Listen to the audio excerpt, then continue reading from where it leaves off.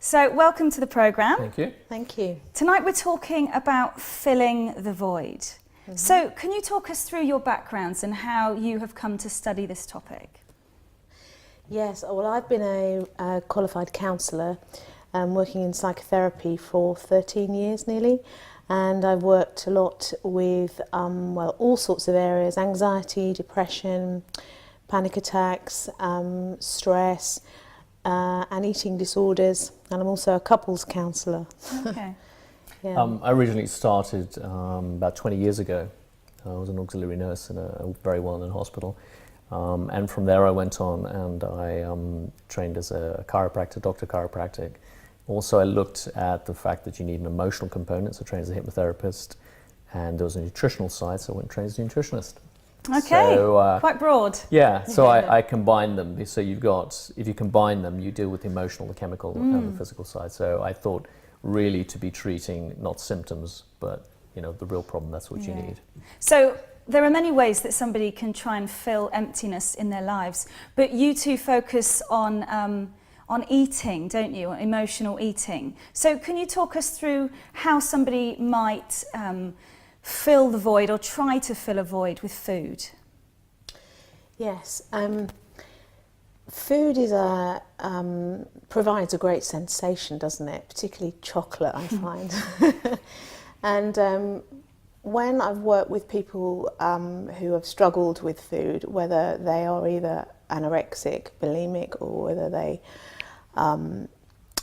binge eat, which is another growing epidemic, sadly, in this country, what happens is that when they actually taste the food and enjoy the food, they often don't actually feel other stuff that's going on in their life in that moment.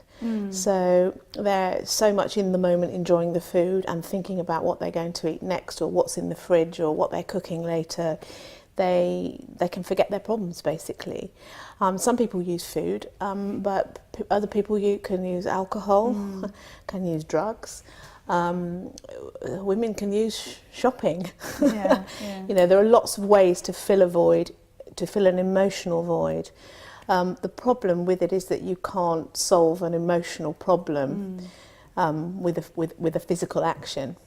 It really needs to be, the void needs to be talked about properly. So from your perspective then, is there a chemical reaction that happens when somebody's eating? There is. Yeah, I mean, one of the things that happens is I ask people, why do you wake up, so early in the morning? Because it's something they always ask me. And basically what happens is that you wake up very early in the morning, normally 3 or 4 o'clock. I call it the witching hour. It's very, very common. The reason for that is that there's something called the circadian rhythm. And the circadian rhythm is a rhythm that organs have. Now the liver has a circadian rhythm from about 2 in the afternoon to about 2 or 3 in the morning. And it needs a particular chemical to clean itself called glycogen. Unfortunately, when you're stressed, you burn this up. And the thing about being emotional too, people don't understand, is emotions actually use energy. The brain uses energy in the form of something called glucose. So what happens is the brain uses the glucose, and that time in the morning, the brain needs that glucose, and it doesn't have it because you've been stressed with all the emotion. And so it says to the liver, well, I want to convert some of that glycogen to glucose, and it doesn't have it. So it goes, what are we going to do? So it floods you with adrenaline and wakes you up. Okay, well, thank you so much for joining us. That was really useful. Pleasure. Thank you. Thank you. Thank you.